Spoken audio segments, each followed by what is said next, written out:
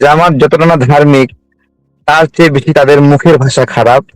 এবং তাদের যারা মহিলারা রাজনীতি করে, ছাত্রী সংস্থা বলেন, জামাতের নারী কর্মী বলেন, তাদের মুখের ভাষা জামাতের পুরুষ কর্মীর চেয়ে হাজার গুণে খারাপ। এবং তারা আজকে গ্রাফিতির যে জায়গা সে জায়গাতে লিখেছে বিএনপি সিডিআই।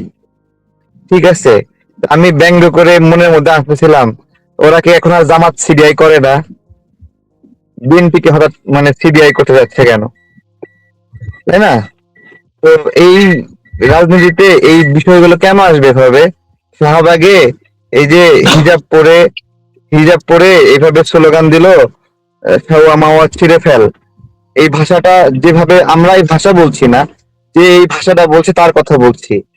ওই মহিলা ওর বাড়িতে ফিরে যায় নাই, ওর প্রতিবেশীরা আছে না, ওর বাপ ভাই নাই, মা নাই, ওর বোন নাই, বাবা নাই, ভাই নাই, ওর সন্তানের সামনে গিয়ে ও দাঁড়াবে না, এক টেবিলে খাইতে বসবে না।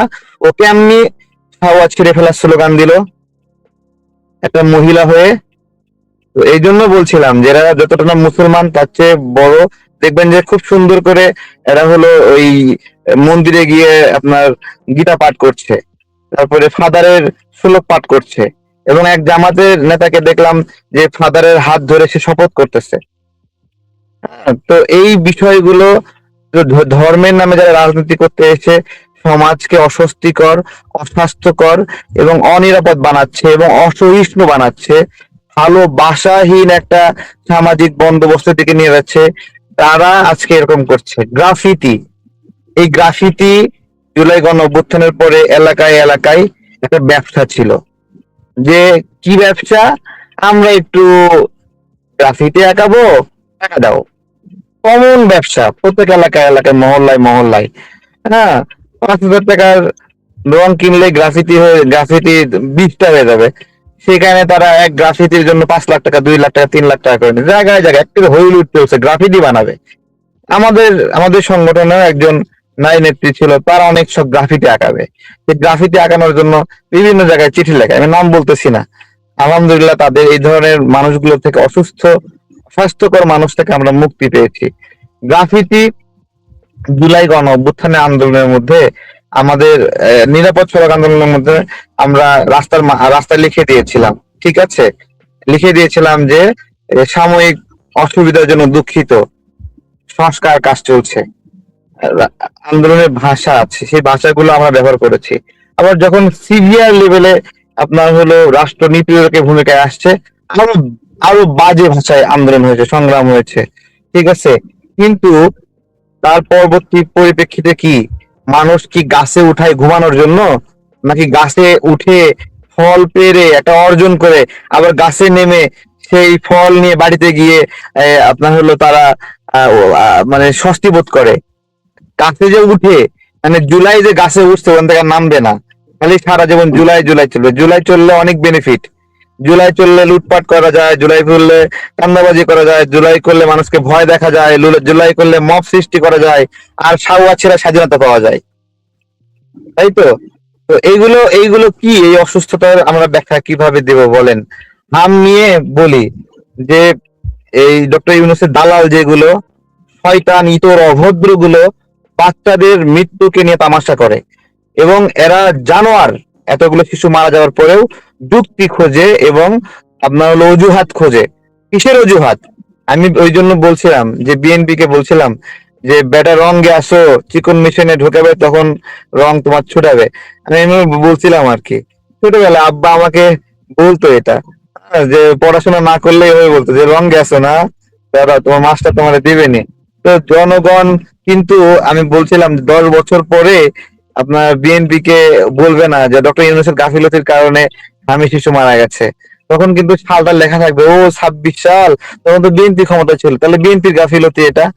ঠিক আছে, মানে আপনি দেখেন এই জায়গাটা খুব ক্লিয়ার, কাদের গাফিলতির কারণে।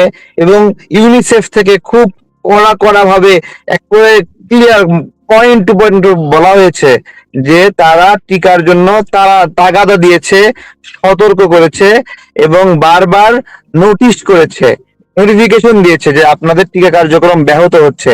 কিন্তু এই এই যে নূরজাহান 10 কোটি টাকা দিয়ে বাড়ি করেছে, কিন্তু টিকা কেনার টাকা হয়নি।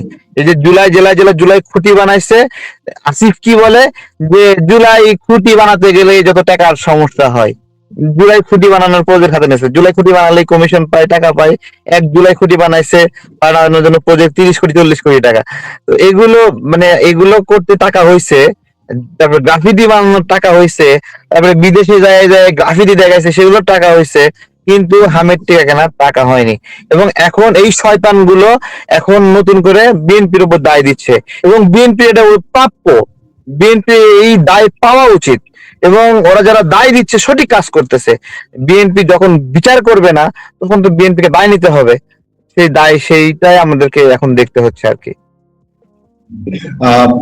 ধন্যবাদ তারেক, আমি তারেক রহমান আপনাকে ধন্যবাদ। আমি আজকে অনুষ্ঠান খুব একটা বড় করব না, আর একটা দুটো প্রসঙ্গ দিয়ে শেষ করবো। আমি একটু বুঝলাম পান্না আপনার দৃষ্টি আকর্ষণ করছি এই মুহূর্তে, তবে তারেককেও আমি একটু খেয়াল করতে বলবো। তারেক, আমি দেখলাম গতকালকে বা আজকে হাসনাত আব্দুল্লাহ বলেছে আওয়ামী লীগকে আর বাংলাদেশে রাজনীতি করতে দেওয়া হবে না। আর আমার সামনে ফটো কার্ড আছে, যে ফটো কার্ডটায় সাবেক চিফ প্রসিকিউটর তাজুল ইসলাম বলছেন ফ্যাসিস্ট শক্তি ফিরে আসার পটভূমি তৈরিতে তৎপর, এজন্য তারা ডক্টর ইউনূসের কর্মকাণ্ড বিতর্কিত করার নানান অপপ্রয়াস চালাচ্ছে, বিরোধীরা সতর্ক থাকুন। পান্না, ডক্টর ইউনূসের কর্মকাণ্ড আমরা বিতর্কিত করছি, আপনি করছেন নিশ্চয়ই, তারেক রহমানও মাঝে মধ্যে করছে। আমরা সত্যিকার অর্থেই যে অপরাধী, যে ডক্টর ইউনূসের মতো একজন ফেরেশতা নিয়ে আমরা কথা বলছি? আমি দেখেন, আমি এত যোগ বিয়োগ বুঝি না। আমরা আওয়ামী লীগের সময় রাজনীতি করছি, রিমান্ডের শিকার হয়েছে, জেল জুলুম কাটছি। রাজনীতিতে প্রতিপক্ষকে এই ধরনের প্রতিহিংসার শিকার হতে হয়, খুবই স্বাভাবিক। আমরা মনে করি যে সিংহাসন এবং জেলখানা পাশাপাশি, রাজনীতিতে এই জেল জুলুম থাকবে।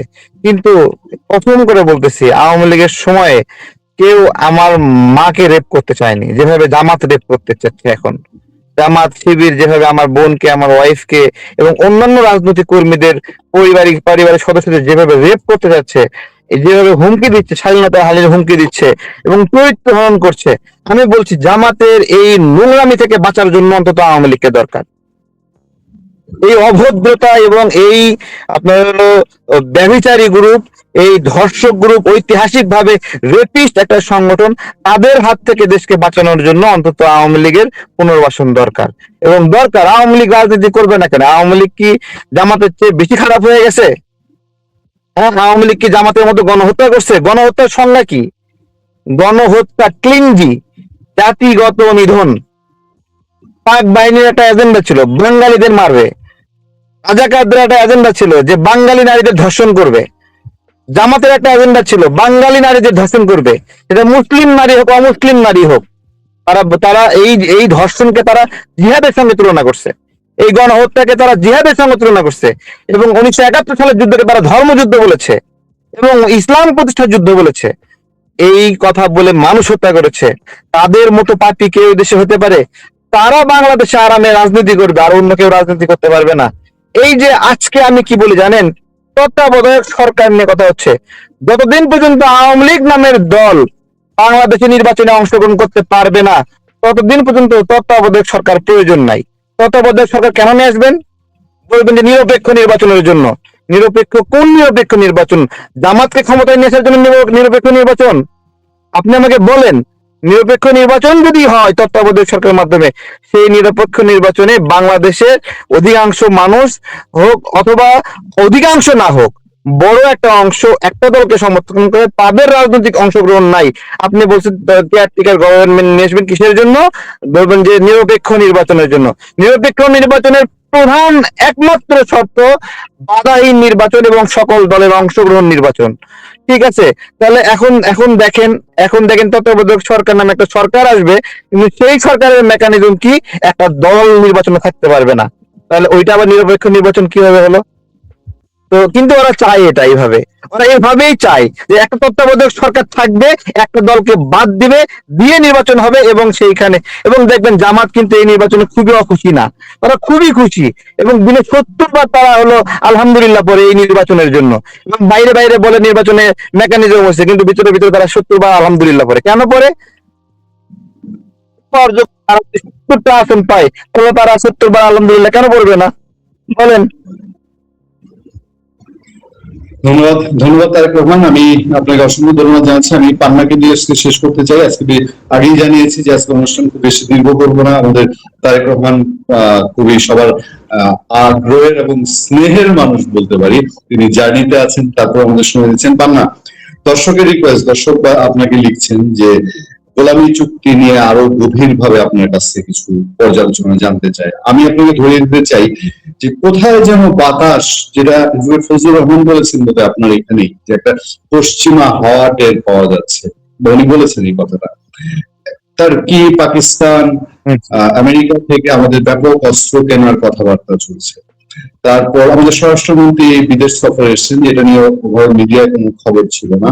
যাক, আমরা সেটা যেহেতু ওনারা আনুষ্ঠানিকভাবে বলেনি, আমরা জানতে চাই না। কিন্তু কোথায় বিশ্ব পরিমণ্ডলে বাংলাদেশকে নিয়ে আবার একটা খেলা, এটা একটু আপনার দৃষ্টি আকর্ষণ করছি। এবং এই গোলামী চুক্তি নিয়ে সবশেষ আপনার পর্যালোচনা কি? এটা যে বলছে যে এই চুক্তি পর্যালোচনা করা হবে, আবার বাস্তবায়নের সব পথ তো এগিয়ে যাচ্ছে, আপনার কি মনে হয়? এবং সেই সাথে একই সাথে দুইটা, সেই সাথে এই বিষয়টাই যে তাজুল সাহেবের যে বক্তব্য, এটা আমি আগে আপনার মন্তব্য জানতে চাই। উনি যে বলছে যে ফ্যাসিস্ট শক্তি ফিরে আসার পটভূমি তৈরিতে তৎপর, এজন্য তারা ডক্টর ইউনূসের কর্মকাণ্ড বিতর্কিত করার নানা প্রয়াস চালাচ্ছে।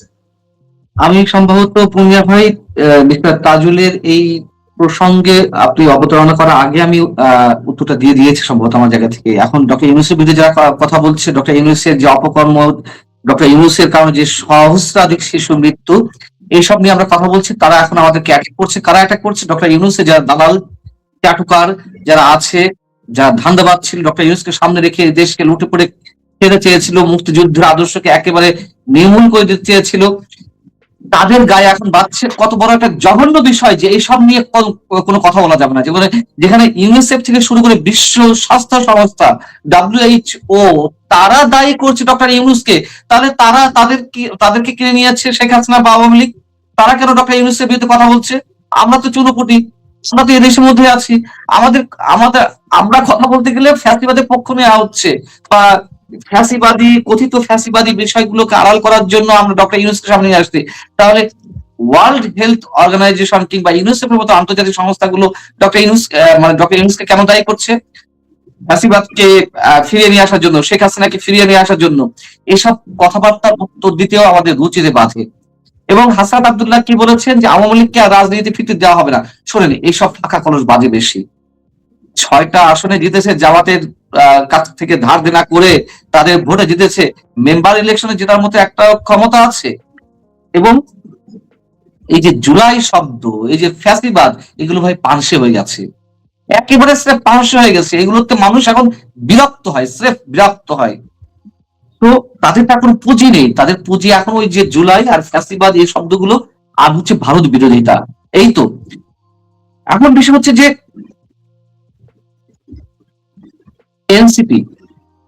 এনসিপি তো দৃষ্ট পুষ্ট সবকিছুই হয়েছে ডক্টর ইউনূসের মাধ্যমে। সো ডক্টর ইউনূস তো তাদের অভিভাবক এবং তারই তো দল, তারা তো তাকে সেভ করবেই। এটা তো অবাক হওয়ার কিছু নেই। মবের জন্য দায়ী করলো এখন, মানে এটা মানে তারা এখন এতটাই হাস্যকর পর্যায়ে পৌঁছেছে। দেখেন, দেশের এত বড় একটা সিরিয়াস ইস্যুতে নাহিদ ইসলাম বলছে যে মবের জন্য বর্তমান সরকার দায়ী থাকবে। দায়ী আমরাও করতে চাই, এখন তো মব থামেনি, কিন্তু তাদের মুখ থেকে মানুষ এই কথাগুলো আর শুনতে পায় না। এত সিরিয়াস একটা ইস্যুতে সে কথা বলছে, কিন্তু তার কথাকে মানুষ উড়িয়ে দিচ্ছে হেসে, যে কার মুখে কি কথা। মবের জনক যারা, মবকে ছড়িয়ে দিল বাংলাদেশে, মবকে নিয়ে তারা ব্যবসা বাণিজ্য করলো, এখন তারা বলছে মবের জন্য বিএনপিকে দায়ী করতে হবে। আগে নিজের চেহারা আয়নায় দেখো, কি করেছো তোমরা? পুরো দেশকে একেবারে 50 বছর পিছনে নিয়ে যাওয়া হয়েছে। এবং ওই যে বলছিলাম না যে মানুষের সঙ্গে প্রতারণা করা হয়েছে, এই সো কল্ড বিপ্লবীরা আমাদের সঙ্গে প্রতারণা করেছে।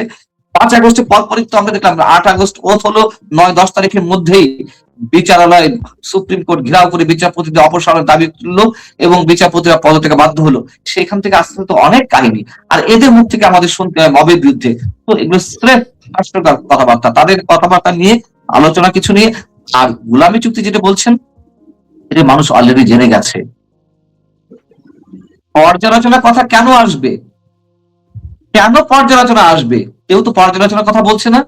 প্রত্যেকটা মানুষ, প্রত্যেকটা রাজনৈতিক দল এক্সেপ্ট এনসিপি, জামাত, বিএনপি, তারা ছাড়া এই যে তারেক রহমান থেকে শুরু করে সিপিবি বা আরো যেসব দল আছে, তারা তো সবাই এই চুক্তি বাতিলের কথা বলছে। আর সিপিডি কোন রাজনৈতিক দলের লেজবৃত্তি করে নাকি?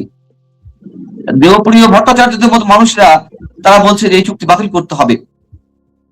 এবং অদ্ভুত বিষয় বলবো না, অবাক বিস্ময়কর বিষয় বলবো না, যে এনসিপি, জামাত ইসলামী এই চুক্তি নিয়ে একটা শব্দ উচ্চারণ করেনি, একটা শব্দ, নট সিঙ্গেল ওয়ার্ড। আপনি চিন্তা করতে পারেন, এরাই তো করিডোর নিয়ে কোনো কিছু বলেনি।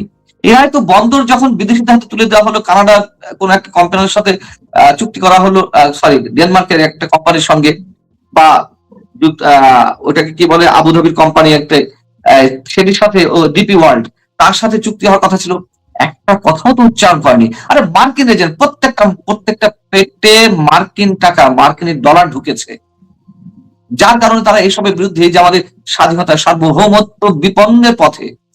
এবং অবভিয়াসলি এই চুক্তি বাস্তবায়ন যেভাবে করা হচ্ছে, 14টা বোয়িং কিনা হলো, চুক্তি করা হলো, পরে জ্বালানি বিষয়ে এমওই করা হলো, সমঝোতা স্মারকে স্বাক্ষর করে এসেছেন ডক্টর ইউনূস। আপনি বোঝেন না যে ডক্টর ইউনূসের প্রেতাত্মায় যে ডক্টর খলিল, সে এখন এই মন্ত্রিসভায় কেন?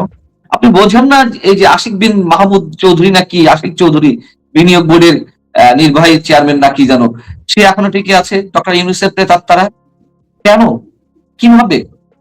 এদেরকে কি হিসেবে রেখেছে? সব তো দুয়ে দুয়ে চার মিলানোর বিষয়, কষ্ট হওয়ার তো কথা নয়। এবং এই যে গোলামী চুক্তি, এগুলো তো অনবরত আমরা সবাই মিলে বলছি, শুকুরের মাংস আসবে কেন?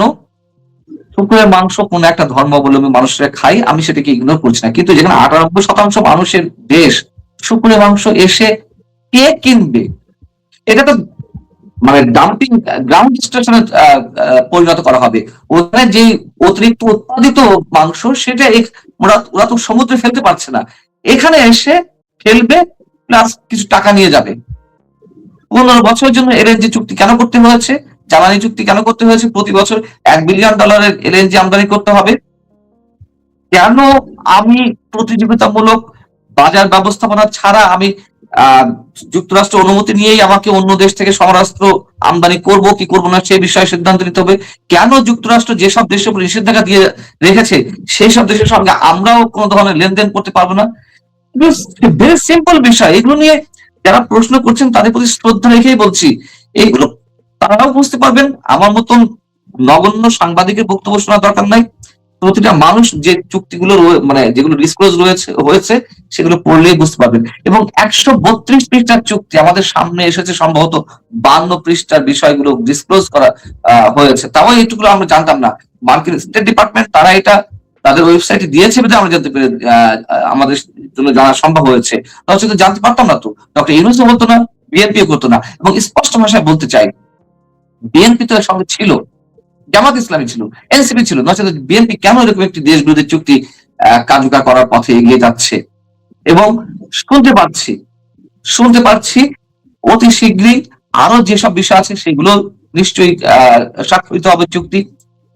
তবে আমি আপনাকে আগামী একটি বিষয় জানিয়ে রাখছি, আমি যতদূর জানি, এটা এখন ডিসক্লোজ করছি না, খুব শিগগিরই এটার যে আরো অন্যান্য গোপন বিষয়গুলো রয়েছে, খুব শিগগিরই আন্তর্জাতিক একটি গণমাধ্যমের মাধ্যমেই প্রকাশ হতে যাচ্ছে, খুব শিগগির, আমি যতদূর জানি। এটুকু আমাদের সামনে এসেছে, এটুকু পরে তো আমাদের কারো ঘুম আসার কথা নয়। অর্থনৈতিক বিশ্লেষক মাহমির্জা বলেছেন না যে এই চুক্তি পড়ার পর আমি কয়েক রাত ঘুমোতে পারিনি।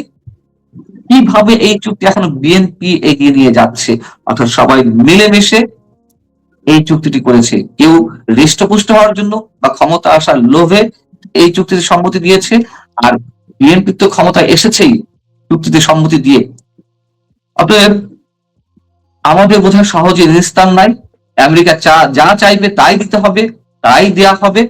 এবং বিএনপির জন্য আমাদের খারাপ লাগছে যে আমরা কায় মন বাক্যে এটুকু আমরা চেয়েছিলাম, এগুলো অলরেডি রেকর্ডেড, যে এই মুহূর্তে বিএনপিকে প্রয়োজন, হ্যাঁ, একটা জঙ্গিবাদী শাসন থেকে বিএনপির হাতে সোকল একটা নির্বাচনের মাধ্যমে ক্ষমতা গেছে, এটি আমরা অনেক খুশি এটিতে, মানে আল্লাহর শুকর আদায় করতে হয়। কিন্তু বাকি যা দেখছি সেটি আমাদের জন্য ভয়ঙ্কর এবং যথেষ্ট অশনি সংকেত। বিএনপি যে পথে পা বাড়াচ্ছে, এটা বিএনপি বিপদে পড়বে, 18 কোটি মানুষকে বিপদের দিকে নিয়ে যাওয়া হচ্ছে। আমি একটু ছোট একটা মতামত রাখতে চাই। হ্যাঁ, শিওর শিওর। অনেক ধন্যবাদ ভাইয়া। অনেকগুলো বিষয় আসছে এর মাঝে, যে নাহিদের একটা বিষয় নিয়ে কথা বলছিল, নাহিদরা মবের বিরুদ্ধে কথা বলছে, সেই বিষয়ে আমি একটু মতামত রাখতে চাই। তো আমি অনেকভাবে ভাবতেছি, বুঝছেন, এই জামাত এনসিপি চোখে স্যাপ দিয়ে কান্না করা শিখে গেছে। এই শাহ আলী মাজারে ওরা হামলা করছে, জামাতের 3 নেতা গ্রেপ্তার হয়েছে, এবং এরপরে এই যে এবি পার্টি, তারপরে তুষার এরা মিলে এই শয়তানগুলো গিয়ে সেখানে গিয়ে চোখে স্যাপ দিয়ে কান্না করতেছে তাদের জন্য, এবং সেখানে দাঁড়ায় বলতেছে যে শাহ আলী মাজারে হামলার জন্য ছাত্র দল বিএনপি তারা দায়ী। এবং এরপরে নাহিদ বক্তব্য দিচ্ছে যে এই মবের দায় বিএনপি কে নিতে হবে, অথচ গ্রেপ্তার হলো। এইটা মানে আসলে বিএনপি কে এরা খোঁচাইতে খোঁচাইতে ভাঁজ করে ফেলবে, বুঝছেন, এমন ভাঁজ করবে যে এরপরে বিএনপি শিখতে হবে না। যে কি একটা অবস্থা দেখেন, উনি আসলে সারা দেখেন প্রত্যেকটা জায়গায় সারা বাংলাদেশে কতগুলো শিক্ষা প্রতিষ্ঠানে শিক্ষককে মব করে সরানো হয়েছে, কতজন শিক্ষক মারা গেছে এই মবের কারণে, শিক্ষকের কথা বলছি, কতজন শিক্ষক হার্ট অ্যাটাক করেছে, কতজন প্রিন্সিপালকে অপসারণ করা হয়েছে, কতজন ব্যাংকের ম্যানেজারকে অপসারণ করা হয়েছে, মবের পরে মব করে জাস্ট খালি বলেছে জুলাই স্পিরিট, এই স্পিরিটের খেলায় যেখানে যেখানে ভাল লাগছে, এবং কোনো কারণ নাই। একটা মানুষ দেখেন রাষ্ট্রের মধ্যে, রাষ্ট্র যখন চলে, এখন যারা বিএনপি ক্ষমতায় আছে, কোন সরকারি কর্মকর্তা যদি একটা প্রোগ্রাম আয়োজন করে সেখানে প্রাইম মিনিস্টারের ছবি রাখবে না বলেন? স্বাভাবিক না এটা?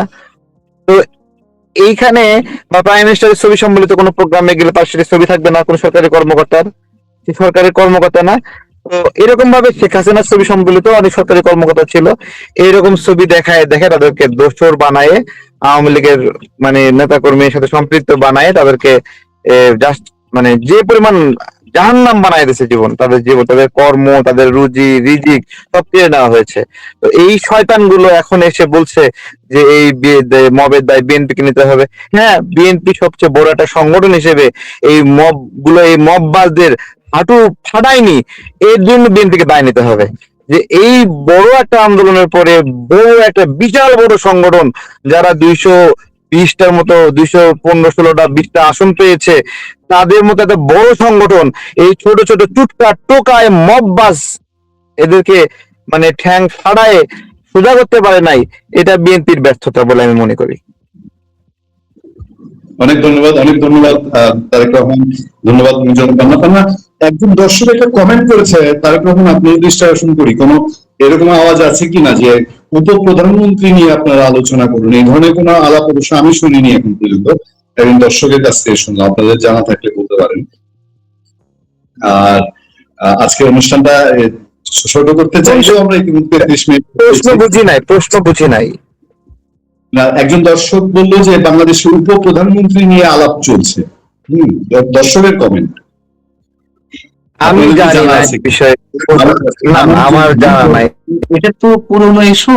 জামাত ক্ষমতা আসলে এই নাহিদ ইসলামকে উপপ্রধানমন্ত্রী করতে চেয়েছিল, অথবা জামাতে একটা প্রস্তাব ছিল যদি বিএনপি ক্ষমতায় আসে তাদের আমিরে জামাত ডাক্তার শফিক সাহেবকে উপপ্রধানমন্ত্রী করতে হবে। এসব আলোচনা থাকার সময় ছিল নির্বাচনের আগে। তো সেই জায়গা থেকে সম্ভবত দর্শক কোনো জায়গা থেকে হয়তো শুনতে পারেন কানাঘুষা বা কোনো চায়ের টেবিলে আড্ডায়, যেমন রাষ্ট্রপতি ডক্টর ইউনূস পাবেন না। আপনি কি এ বিষয়ে নিশ্চিত হয়েছেন? মানে তাদের আগ পর্যন্ত তো রাষ্ট্রপতি হিসেবে ডক্টর ইউনূসের নাম শোনা যাচ্ছিল। তবে আমি আপনাকে এটুকু বলে রাখি, ডক্টর ইউনূস রাষ্ট্রপতি হওয়ার সম্ভাবনা এখনো 70%। বিষয়টি কিন্তু এত সহজ না। প্রোটোকল মেনে ঘুরছেন। আমি বিশ্বাস করি ভাই, আমি বিশ্বাস করি এটা, আমি বিশ্বাস করি, কারণ ভেতরে ভেতরে কিছু চলছে। ইউনুস টিম করছে না এরকম মনে হয় না, তারা এখনো অ্যাক্টিভ। ইউনুসের যে টিম তারা এখনো অ্যাক্টিভ, এই শব্দ এভাবে ব্যবহার করলে অনেক হালকা হয়ে যাবে। এখনো অ্যাক্টিভ মানে হচ্ছে কি যে অ্যাক্টিভ হওয়ার কথা ছিল না, কিন্তু এখনো তারা অনেক জায়গায় তাদের অ্যাক্টিভিটিস বজায় রেখেছে।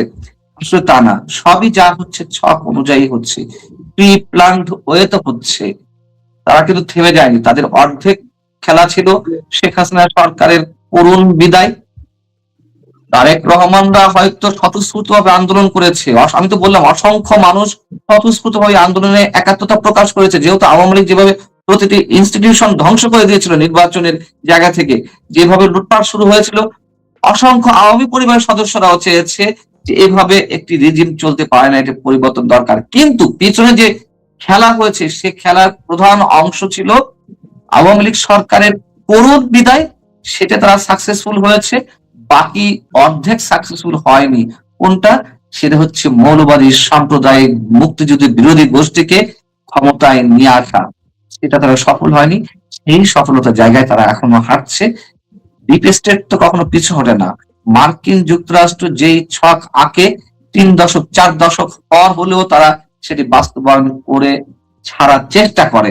সব জায়গায় সফল হয় তা না। আমি আমি 60-এর দশকে আপনার ভিয়েতনামে আচ্ছা, সফল হয়নি, কিউবাতে সফল হয়নি, কিন্তু চিলিতে আর্জেন্টিনায় সফল হয়েছে। মানে আমি একেবারে পিছনের দিকে যাচ্ছি, মানে আচ্ছা, 60-70 আমি দশক আগে আমি এরকম। একটু এই বিষয়ে ছোট একটা মতামত রাখি যে যে আমেরিকার এখানে আমরা তো জুলাই গণ অভ্যুত্থানে আন্দোলনে অংশগ্রহণ করেছি আমাদের জায়গা থেকে স্বতঃস্ফূর্ততা যেটা বললেন, এবং আমি শুকরিয়া আদায় করি কি জানেন, আওয়ামী লীগের হাতে অনেক অস্ত্র ছিল, অনেক লাঠিয়াল বাহিনী ছিল, তারা যদি প্রতিহত করতো তাহলে দেশে একটা দীর্ঘস্থায়ী গৃহযুদ্ধ হতো, এবং হম হম তারা হম। নীরবে এই আন্দোলনটাকে মাইনে নিছে, এই পরাজয়টাকে মাইনে নিছে। কিন্তু আমার যে জায়গায় শঙ্কা ছিল, আমি যে জায়গায় দেখছিলাম যে আমেরিকা তো মুক্তিযুদ্ধের সময় থেকেই বাংলাদেশ বিরোধী ছিল, মানে বাংলাদেশের মুক্তিযুদ্ধ বিরোধী ছিল কিন্তু আমেরিকা, এবং তারা কিন্তু এই যে জামাত, রাজাকার, পাক বাহিনী এদেরকে সহযোগিতা করার জন্য সপ্তম নৌবহর পাঠিয়েছিল, এবং তাদের যে যেটা বললেন তাদের যে এজেন্ডা, দীর্ঘমেয়াদী এজেন্ডা, সেই এজেন্ডা দিয়ে তারা কিন্তু যাবেই। সেই জায়গা থেকে জামাত কিন্তু তাদেরই একটা মানে পালিত ও মানে ছাগলের বাচ্চার মতো। এবং জামাত ক্ষমতায় আসলে যেটা হবে, মধ্যপ্রাচ্যে যেরকম আমেরিকার ঘাঁটি করা হয়, এরকম ভাবে ইসলামিক মানে হলো ইসলামিক না, তো জামাত তো ইসলামিক না। আমাদের আমাদের উস্তাদরা, আমাদের আলেমরা, আমাদের কওমি হুজুররা যারা ইসলামের হেফাজতকারী, তারা তো জামাতকে ইসলামিক সংগঠনের স্বীকৃতি দেয়নি।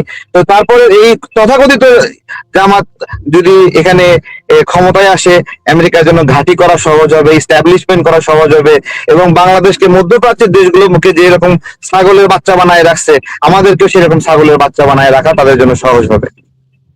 এটাই।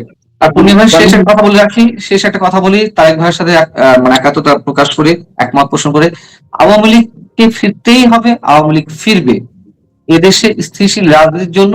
আমি আবারও বলি, অভিযোগ তো সবার বিরুদ্ধে আছে। এই যে 12 ফেব্রুয়ারি নির্বাচনটি হয়েছে, খুব ভালো নির্বাচন হয়েছে। আওয়ামী লীগ 2014, 2018, 2018তে সবাই অংশগ্রহণ করেছিল, সেখানে চিট করা হয়েছে, দিনের ভোট রাতে হয়েছে। দিনের ভোট যদি রাতে হয়ে থাকে, তাহলে এইবার তো দিনের ভোট সন্ধ্যায় হয়েছে, তাই না? আগের দিন সন্ধ্যায় হয়েছে। দ্বিতীয়ত হচ্ছে, তখন বলা হয়, উত্তর পাটোয়ারি একদম হাতে হাড়ি ভেঙে দিচ্ছে।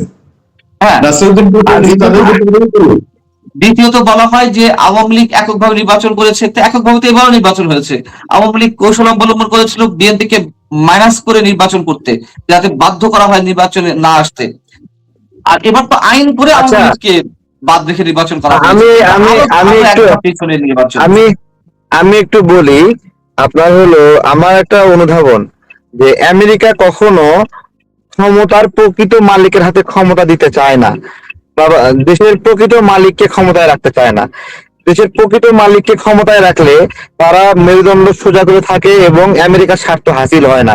যেমন আমেরিকা ইরানের বর্তমান ইস্টাবলিশমেন্টকে ক্ষমতায় চায় না, এবং তারা সেখানে রেজা শাহ পহলভী ফ্যামিলিকে ক্ষমতায় চায়, কারণ তারা তারা চাকর। ঠিক একইভাবে বাংলাদেশের প্রকৃত মালিক সেই আওয়ামী লীগ, বাংলাদেশের প্রকৃত মালিক হলো বিএনপি। এই দুই প্রক্রিয়ার বাইরে এক ছাগলের বাচ্চাকে আমি আমেরিকা ক্ষমতায় চাই, কারণ তাদেরকে ছাগলের মতো ইউজ করতে পারবে। এই জন্যই আমেরিকার আগ্রহ এই আপনার হলো জামাত ইসলামের দিকে। শুধু আমেরিকার আগ্রহ না, দেখবেন জামাতের সাথে ইউরোপের সঙ্গে তারা ভালো কানেকশন করে দিয়েছে, আরো বিভিন্ন দেশের সাথে ভালো কানেকশন করে দিয়েছে। এবং জামাত একটা বিদেশি শক্তি এবং বহুদেশীয় রাজনৈতিক দল। এই বহুদেশীয় রাজনৈতিক দলটাই হলো দেশের সার্বভৌমত্বের জন্য সংখ্যা, একটা দেশের ইস্টাবলিশমেন্ট যখন ভারতে থাকে, যখন পাকিস্তানে থাকে, তখন ভারতের স্বার্থ বিরোধী কিছু যদি বাংলাদেশের পক্ষ থেকে সিদ্ধান্ত নেওয়া হয়, ঢাকা যখন দিল্লি স্বার্থ বিরোধী সিদ্ধান্ত নেবে, তখন ওই জামাতের যে দিল্লি ভিত্তিক সংগঠন আছে, দিল্লি জামাতকে ব্যবহার করে সেই স্বার্থ হাসিল করার জন্য কাজ করবে। ঠিক একইভাবে যখন ঢাকা এবং ইসলামাবাদ নিয়ে কাজ হবে, করাচি নিয়ে কাজ হবে, তখন দেখা যাবে যে ওই জামাতের ওখানে যে এস্টাবলিশমেন্ট আছে তাকে ব্যবহার করে বাংলাদেশের স্বার্থকে বিক্রি করে তাদের স্বার্থকে প্রায়োরিটি দেওয়ার কাজ করবে। এটাই হলো বহুদলীয় বহু দেশীয় যে এস্টাবলিশমেন্ট গুলো পলিটিক্যাল দল আছে, এখানে হলো সমস্যা। সেখানে আওয়ামী লীগ হলো বাংলাদেশীয় এস্টাবলিশমেন্ট, বিএনপি হলো বাংলাদেশীয় এস্টাবলিশমেন্ট। অনেকে নেগেটিভলি বলে আওয়ামী লীগ বিএনপি একই মুদ্রা ওপিট। অবশ্যই আওয়ামী লীগ বিএনপি একই মুদ্রা এপিট, এবং এই আওয়ামী লীগ বিএনপি বাংলাদেশের মালিক এবং বাংলাদেশি এবং বাংলাদেশের জাতীয়তাবাদটাকে ধারণ করে। এছাড়া যারা আছে জামাত বা অন্যান্য, তারা এখনো বাংলাদেশি হতে পারেনি।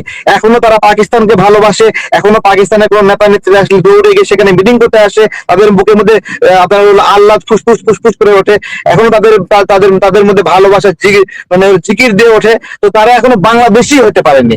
সুতরাং এই যে যারা যারা মানে এই জায়গাগুলো আমাদেরকে হলো বিবেচনায় রাখতে হবে। অনেক অনেক ধন্যবাদ, অনেক ধন্যবাদ তারেক। আমি আপনার তারেক রহমান, আপনি জার্নিতে আছেন, আপনার জার্নির উদ্দেশ্য সফল হোক এবং আপনি নিজেও স্বাচ্ছন্দ্যে আপনার আম ব্যবসার কথা স্বীকার করেন, সবাইকে বলেন আপনার আমের আমরা আমি একটা জিনিস বুঝলাম না, এই পূর্ণিয়া ভাই, আমি একটা জিনিস বুঝলাম না, আম ব্যবসা কি অবৈধ? স্বীকার করা অস্বীকার করার কি আছে? আপনাদের স্লিপ আপটা অনেকে ছোট করার জন্য বলে, ওনাকে ছোট করার আরে কি আশ্চর্য ব্যাপার, ছোট করার কি আছে, কি যন্ত্রণা? আরে সে দেশি ফলে ব্যবসা করছে, এটা তো ভালো। সে তো মালটা নিয়ে আসছে না, আপেল নিয়ে আসছে না, ফরমালিন যুক্ত জিনিস নিয়ে আসছে না। এটা তো উন্নত। আমি নিজে তারেক রহমান আমের ভোক্তা আমি। না, আমি স্যালুট করি এবং আপনি আম পেয়েছেন? আম বাসায় গেছে? আচ্ছা, পরে কথা বলি, ঠিক আছে? আমি আবার অর্ডার দিয়েছিলাম, যেহেতু বিশ্বস্ত জায়গাতে লাগবে। এই যে আমাদের একটা আশা ভরসা স্থলে হয়েছে, মৌসুমী ফল আমরা তারেক ভাইয়ের কাছ থেকে পেতে পারি, একটা অন্যরকম বিশ্বাসের জায়গা।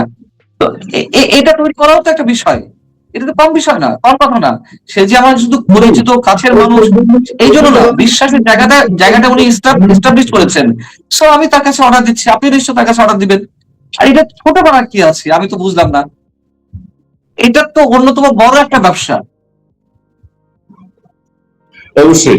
না, আমি একটা দুশ্চিন্তা আমার ভেতরে ঘুরছে, এটা আপনাকে বলে শেষ করব।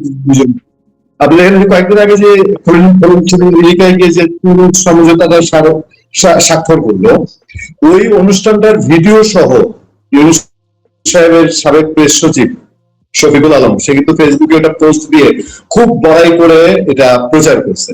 তার মানে কিছু একটা ভেতরে তাদের এখনো কিছু একটা চলছে, সামনে আরো কি দেখতে হবে আল্লাহ তাআলা জানে।